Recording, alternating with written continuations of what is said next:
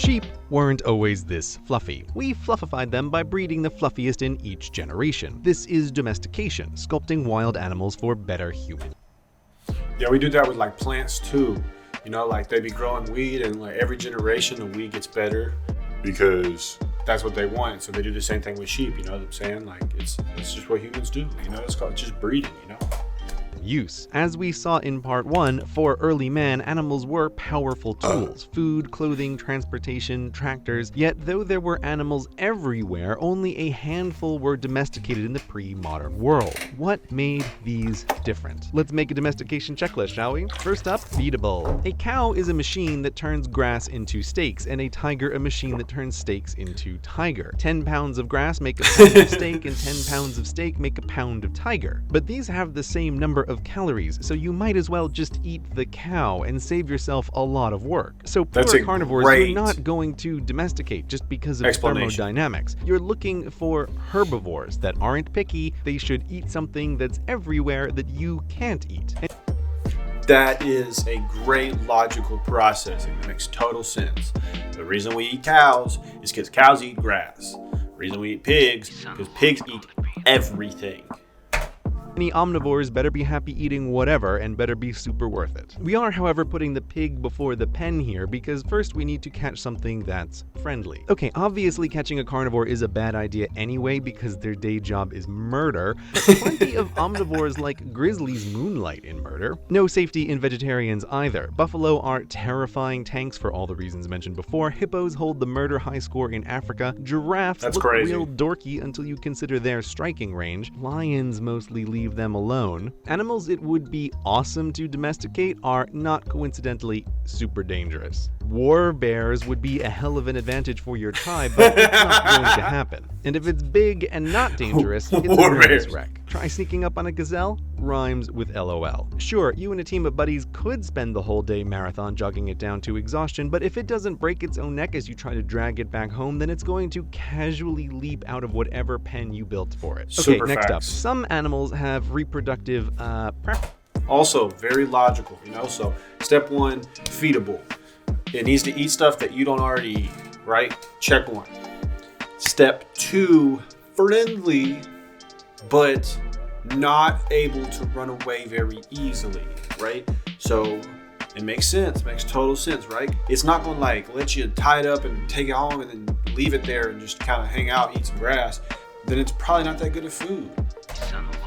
Differences that make them incompatible with captivity. Looking at you, pandas. The time and energy humans have spent to get pandas to get on with it is comical. Hunter-gatherers need an animal so eager to breed it gets it wrong sometimes. Whose mating seasons they have to keep careful track of. So friendly, feedable, and fecund. It also needs to grow up fast. This gets us to the heart of domestication first.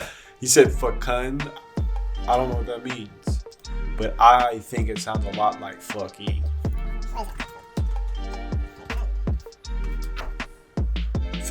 Fecundity. The ability to produce an abundance of offsprings or net growth. Fertility. That is a fire word that also sounds like another word, and that's why I use that word, and that is why the English language is cool.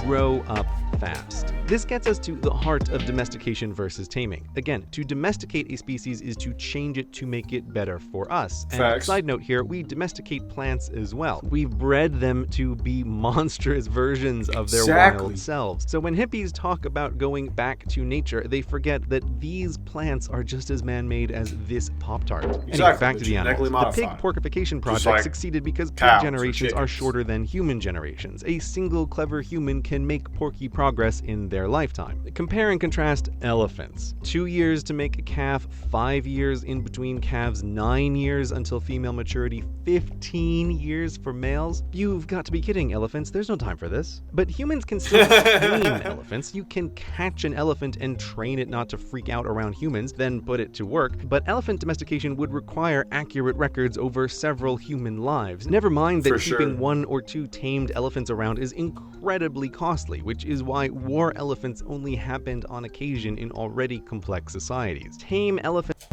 Where did they use war elephants? That shit is fire. War bears was funny, but war elephants? Come on, dog. You guys in those advanced tribes are doing too much. Y'all just use elephants to use elephants, dog. It's like those big, tall things that step on people in Star Wars. Elephants are a luxury, hence this rule of thumb. If it's on a farm, it's domesticated. If it's in a circus, it's tame. Finally, families. Okay, zebra versus horses. Horses are civilization That's the name of the game video. changers. It's remarkable to think that from thousands BC until the telegraph, a dude on a horse was the best internet available. Horses were domesticated in Eurasia, but humans started in Africa, which has zebra. That's Why facts. didn't the first humans ride out of Africa on the backs of zebra to conquer the world? Exactly. Because zebra Great- are great bastards. question. They live to kick and bite, dangerous in a pre-penicillin world, and zebra also have a ducking reflex, making them very frustrating to lasso. In That's addition to being a crazy. real pain in the ass animal, zebra lack a family structure. Horse herds hierarchy. You can see it when they travel in a line. The male, top female, her foals, second female, her foals, and so on. Humans, by capturing and taming the lead male, become head horse. Lots of barnyard animals are That's crazy. barnyard animals. The lead male is he is the shepherd. And so if you catch the shepherd, then you're the shepherd. That's crazy. It's crazy. I wonder if when they first started doing this, like first generation of domesticated horses, I wonder if like the females tried to fuck the humans that caught the male.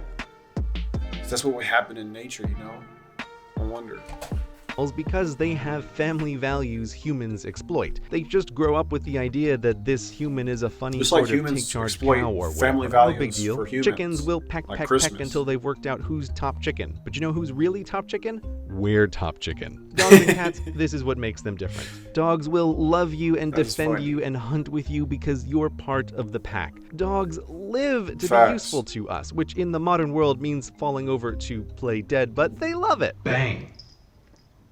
Good girl, good girl. Whereas a cat is a tiny tiger that lives in your house. Okay, back to these guys. For zebra, there's no such thing as society. They Joe hang Rogan out in has a groups good bit because it's a about good that. survival strategy, but they don't really care. Catch a zebra and his family won't follow. Try to ride him and you'll be lucky to keep your fingers. Zebra look like horses on the outside, wild but not on the animals. inside. So that's the checklist. Friendly, feedable, fecund, family friendly. It's not a long checklist, but for hunter-gatherers, The 4 any Fs. animal they wanted to domesticate That's why zebras are bad horses.